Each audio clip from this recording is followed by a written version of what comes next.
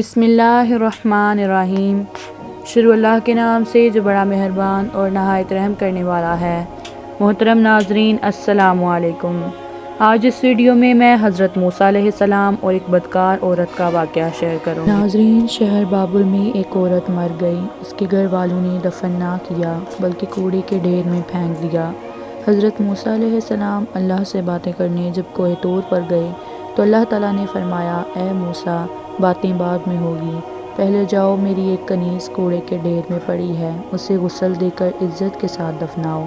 حضرت موسیٰ علیہ السلام بابل شہر واپس آئے تو دیکھا کہ لاش کی حفاظت کرتے کر رہے تھے تاکہ درندے لاش کو کھا نہ لیں۔ حضرت موسیٰ علیہ السلام یہ دیکھ کر اس عورت کے گھر گئے اور لاش کے بارے میں بتایا تو عورت کے گھر والوں نے کہا وہ ایک بدکار عورت تھی، لہٰذا ہمارا اس سے کوئی واسطہ نہیں۔ جب حضرت موسیٰ علیہ السلام نے یہ سنا تو واپس اپنے بھائی ہارون کے پاس آئے اور کہا، لاش کو اٹھانے میں میری مدد کرو۔ دونوں نبیوں نے لاش کو اٹھایا۔ جب غسل دینے کی باری آئی تو شہر کی کوئی عورت غسل دینے کے لیے تیار نہ تھی۔ آپ نے اپنی زوجہ اور بہن کو حکم دیا کہ اسے غسل دیں۔ غسل کے بعد بھائی ہارون کی مدد سے عورت کو دفنایا۔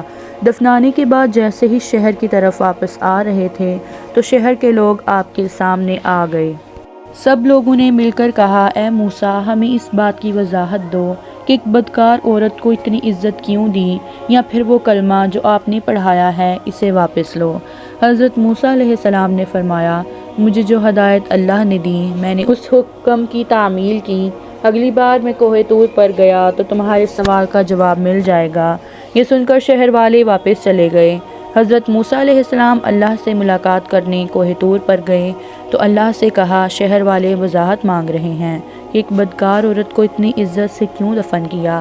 اللہ نے کہا، اے موسیٰ، یہ عورت واقعی بدکار تھی، اس سے تمام زندگی بدکاری کی، مگر ایک دفعہ یہ عورت ایک ایسی جگہ سے گزر رہی تھی جہاں پر ایک کتا پیاس کی شدت سے مر رہا تھا۔ اس عورت نے اپنے کپڑے کنویں کے پانی سے گیلے کیے اور کتے کے منہ میں نچوڑ دیے۔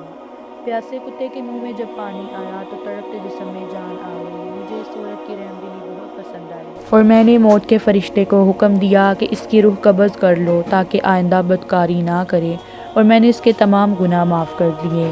امید کرتی ہوں کہ آپ سب کو یہ ویڈیو ضرور پسند آئی ہوگی۔ ویڈیو پسند آئی ہو تو ویڈیو کو لائک کریں، شیئر کریں اور ہمارے چینل کو سبسکرائب کریں تاکہ ایسے مزید ویڈیوز آپ تک پہنچ سکیں۔ اللہ حافظ۔